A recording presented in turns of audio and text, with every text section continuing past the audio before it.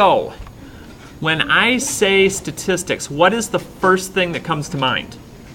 Sports. Okay, sports. Batting averages and things, okay. Numbers, I would hope. Okay. And right, we think about some basic things like averages and things like that most of the time when you think about statistics, but it gets a lot deeper than that, especially when it comes to probability and the likelihood that certain events are going to occur. So, what we're going to start with here today is expected value. And what that is, as it says here, the average result of an experiment of a large number of trials. Now, large numbers, not like 10. It's like hundreds and thousands and sometimes millions of trials trying to see how something works. So to figure out the expected value of something occurring, and this will be the same every time. I'm not going to tweak anything on you or say, now here's the twist. Multiply each possibility of an event by its probability of occurring, then add the results together. Oh, Lord. So the first one I've actually done for you here. So calculate the expected value of one roll if you roll a fair six-sided die. Well, we know my chances of getting any of the six numbers is 1 out of 6. So it's the possibility of getting a 1 is 1 out of 6, 1 out of 6. You're like, okay, I know this. To figure out the expected value, and this is the part that's going to seem strange at the beginning, you multiply the number of that possibility times its probability. So since I have a 1/6 chance of getting 1, I do 1 times 1/6. I have a 1/6 chance of getting 2, 2 times 1/6, and 3 times 1/6, and 4 times 1/6. However many possibilities there are and their probabilities, I multiply them, and then I just add them together. And whatever answer I get at the end, in this case 3.5, you're like, wait a minute, I can't get a 3.5. That's the part that we're going to have to wrap our heads around here a little bit, because with something like this where you're expecting a whole number answer to come out, it's not. It's basically telling you that right in the midst of these, that would be my average or my expected value if I kept rolling and rolling and rolling and counting a 1 is 1 and a 6 is 6 and so on.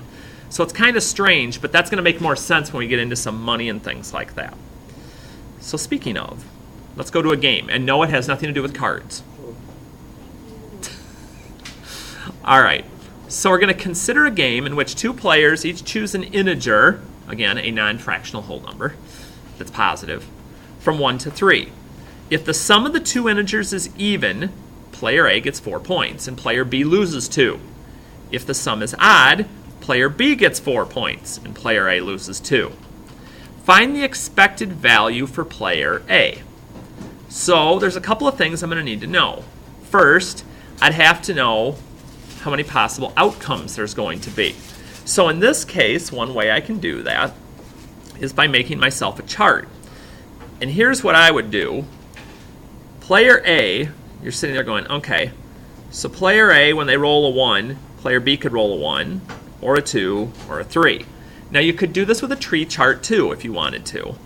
If player A rolls a 2, player A could roll a 1, roll a 2, or roll a 3. If player A rolls a 3, player B could roll a 1, a 2, or a 3. So it looks like there's 9 possible outcomes, which basically is just 3 times 3, because each person has 3 possible outcomes they could get when they roll the die. So I wouldn't necessarily have to draw out this entire chart to figure out how many outcomes there are. I could just multiply the possibilities together. So, but I would need to know what the sums were, because it keeps talking about the sum is even, this happens. If the sum is odd, this happens. So let's take a look here. The possibility of getting an even, because again, we're looking at player A, who's going to get 4 points if it's even, but they're going to lose 2 points if the sum is odd. So when I'm making my little chart down here, so I get plus 4 when it's even and minus 2 when it's odd. How many of my sums are even? 5 of them. 1, 2, 3, 4. 5 of them out of how many total outcomes?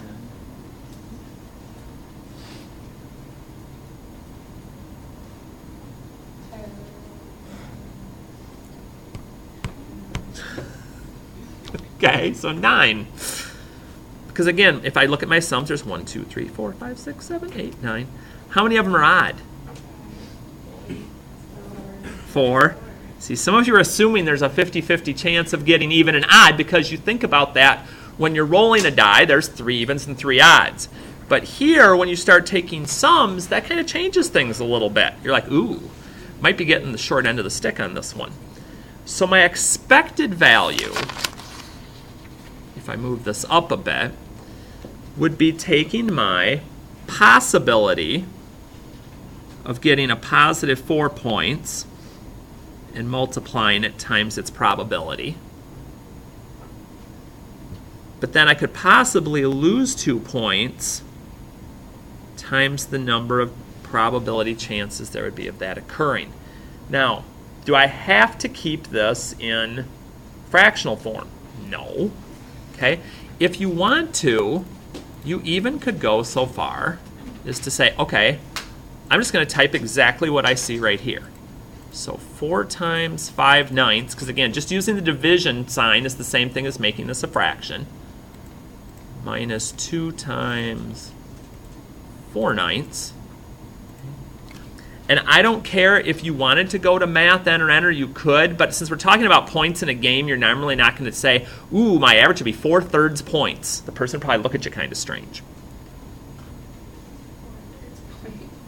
Yeah, you're probably not going to do that. So let's talk in language that we normally would talk in. So what this answer tells us is,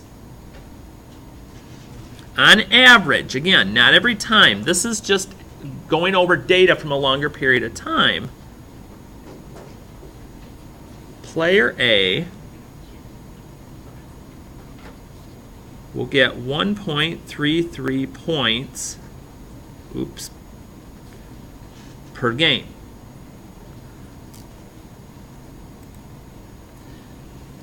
And again, some of you are still probably trying to wrap your head around this because you're going, but they're getting 4, they're losing 2. Where is this decimal stuff coming from? But again, this is over a long period of time, and you would average all the points you'd get in a game over that period of time. So you definitely can get decimal answers when you're doing these.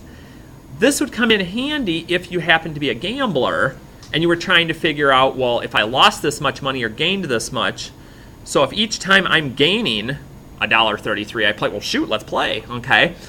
That's the kind of value that goes along with some of these as we do those. But let's look at a couple more examples. Well, looky here. Here comes money involvement. All right, example 3. We're doing a game show where you have to answer questions that have 4 possible answers. I get $100 for every answer I get right, and I lose $60 for every one that I get wrong. Find the expected value for each question to find out if you should guess. Because sometimes you're on a show and you don't really know the answer, but you're like, well, maybe it's worth my while to guess because maybe that works. So let's see how this goes.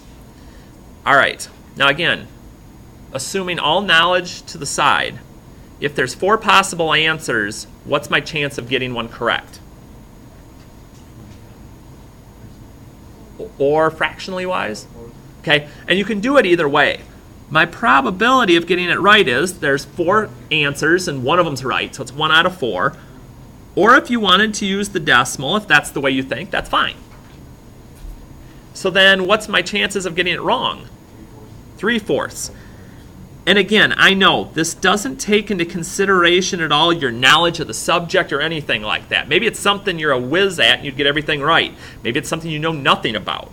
Again, we're just looking at it statistically.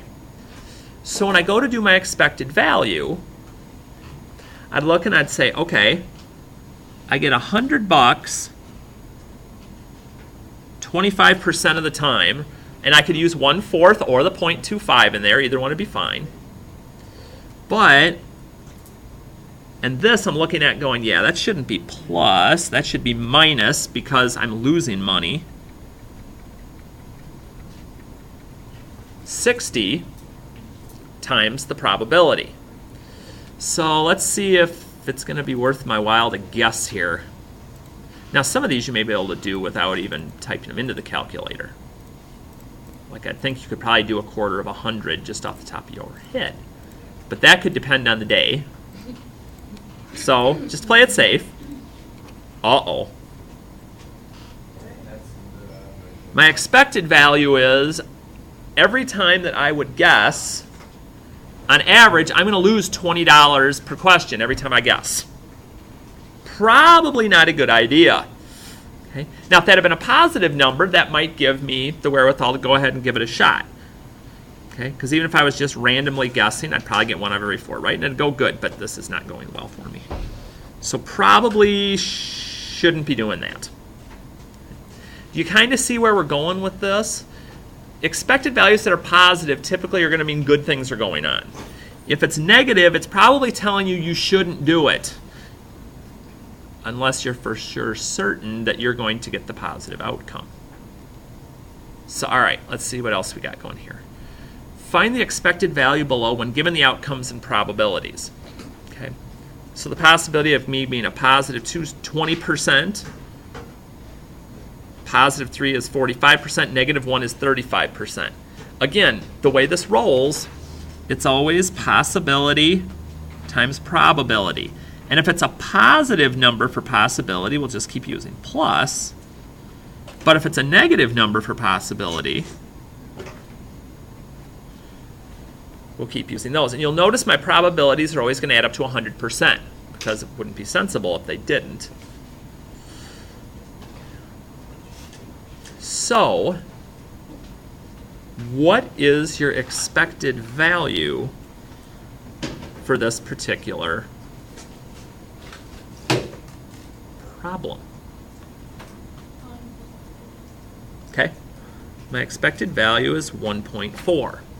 So again, if this were a contest where, you had a 20% chance of winning $2, 45% of winning $3, or 35% of losing $1 every time you played, but expectedly each time you'd average about $1.40, okay, that's pretty good odds on things because you're seeing a positive. The larger the number, the better your opportunity would be.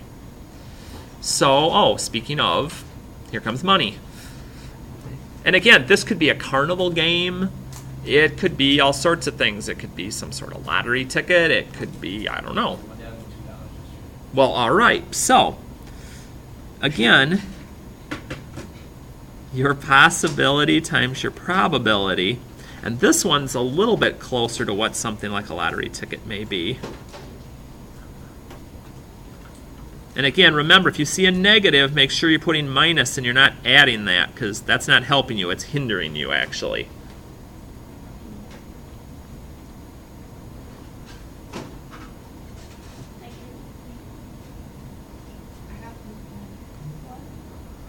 I'm hearing 2 different answers so far. I'm waiting for a tiebreaker.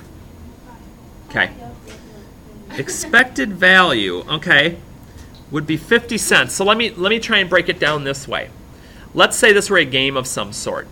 If you were to play this game 100 times, okay, on mathematical averages, over the entire time of that game, you would earn 50 cents each time, so you'd end up with $50 is what would end up happening. Now, is it possible that somebody can end up with 200 and somebody can end up in the hole? Absolutely. But again, expected value, mathematical, okay, theoretically thinking, would be that every time you play, you're going to make 50 cents on average. Okay? So, one more. And you'll notice we keep putting money into this. I should do this with the actual lottery odds to let some of you see how bad that is.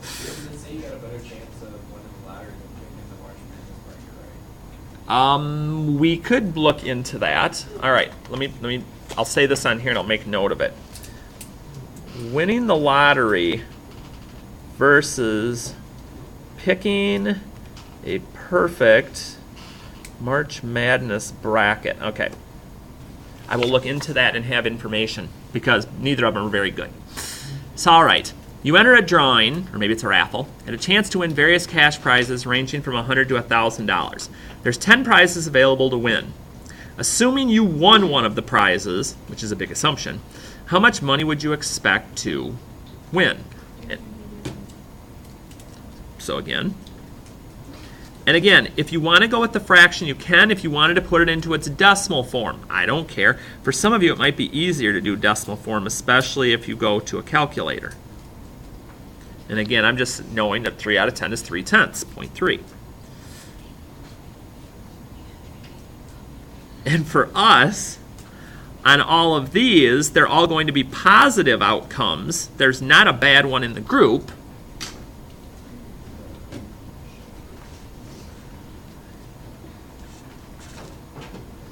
So if we take all those possibilities times probabilities and add them up, what's our expected value going to be? $380. Okay, so if you took 100 people that wanted this, okay, on average, the average person would win about $380. And again, depending on where things are weighted, that would depend on where things are. And we'll learn more about that too, because that's called normal distribution. So we'll get into that a little bit later too. So your task now is to knock, this is all it is to knock out the worksheets that came. See, I knew what I was doing when I did this. So to work on that, to try and get some practice going with it, and then we'll start to expand a little bit with this tomorrow into normal distribution.